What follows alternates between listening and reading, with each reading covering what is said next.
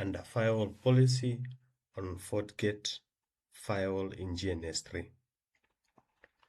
At the end of this video, you are going to understand the benefit of a static route and firewall policy on a FortiGate firewall. Like, this is the topology, this is the LAN network, then this is the internet. At the moment, you can see the LAN network cannot ping the internet. You see, this is the DNS for Google. You see, when this computer piece 1 tries to ping the internet, it has failed. So I'm going to show you step by step on how we can make this work. So the first thing, you need to understand what is a static route. A static route is a type of route that is manually configured by a system administrator to ensure or to specify the path through which the traffic will pass, either through the interface or the gateway to reach the internet or to reach a specific location. And a firewall policy is a rule that is created on the basis of permission. It's either to deny traffic or to allow traffic. So you have to identify or differentiate the two, the static route and the firewall policy. Static route is manually configured, while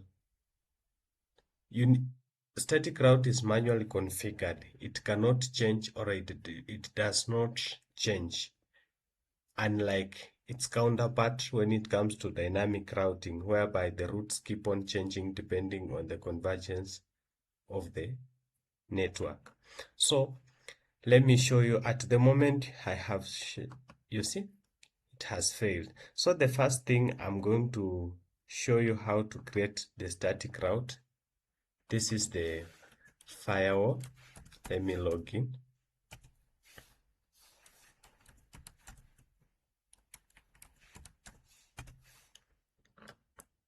I'm going to specify so that my traffic can get to this destination here, which is the internet, through this port here, using this port 2 as incoming port.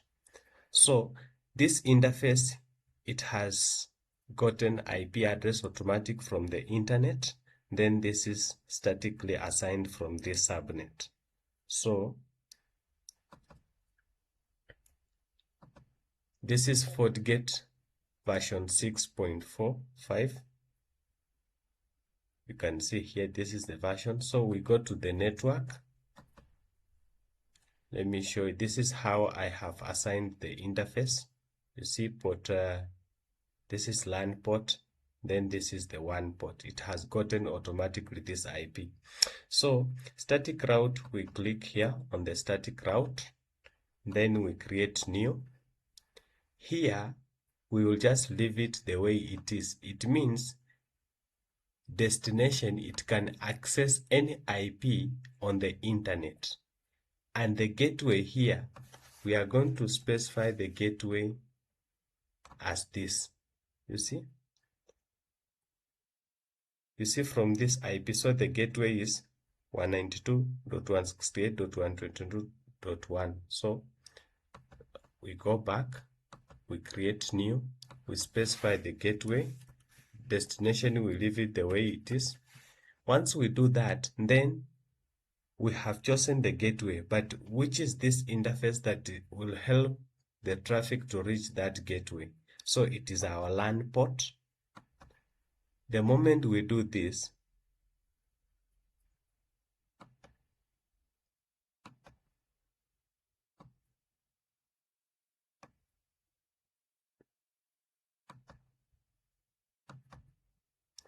so this is the interface. It is going to route traffic to the internet, but in my case, this has gotten automatic, so there is no need we specify. We can specify or just retain it automatic. So once we do that, we click OK. Remember the destination, you leave it .0.0/0. It means it will access any IP on the internet or on the destination part. When it comes to the gateway, my gateway is dynamically assigned. So it has received this, and I have shown you where this has come from.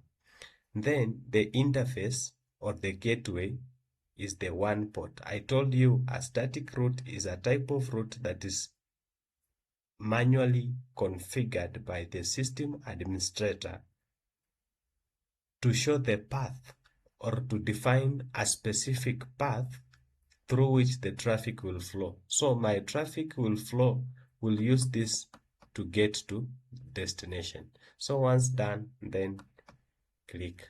So this is how we create a static route. You log into the firewall, you come to the network section. Under the network, there is static route. You create a new rule here, whereby destination is left .0, the entire subnet, then the gateway. So once we are done that, still, you see, we cannot ping the internet. So I have created a path defining how this traffic will now flow. The path is that if this one tries to ping this, let it use this particular port 2 through port 1. You see, that's the path. But when it comes to the firewall policy, that policy is going now to either deny the traffic or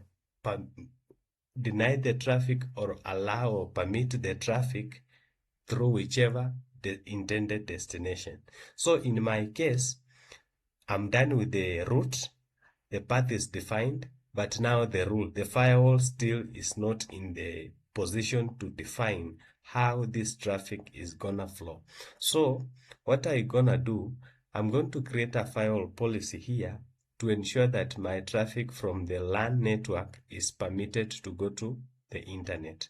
To do that, you come to the policy and objects here.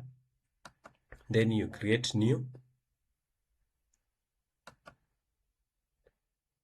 Then this is LAN to internet. Incoming, this is the interface that is bringing in the traffic. So it is my LAN port. Then outgoing, this is the interface. In my scenario here, port 1 is the outgoing, then port 2 is my incoming. So once done, then you choose that. Then the source, every IP or node on the LAN network. Then destination, every IP or node that is on the internet. Then the service, I'm going to allow every service. Then NAT is enabled, ensure NAT is enabled. Then we log all sessions. Then okay, that's how we create a firewall policy. The moment we create this rule, now we are going to have changes. Now let's go back to our computer. You see, after now giving that particular rule, the firewall is now aware how to route that traffic from the LAN network to the destination. Now you can see that my traffic is pinging very well. Also, apart from this is the Google DNS, we can try this one, the DNS for Cloudflare, that is 1.1.1.1.1. You see, it is also pinging. You see?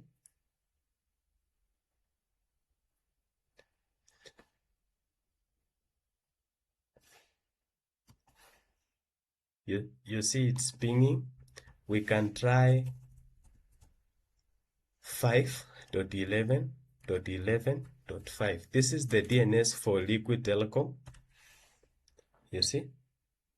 It's also pinging. It means, so I can ping any IP known address on the internet because this particular rule that I created here, this particular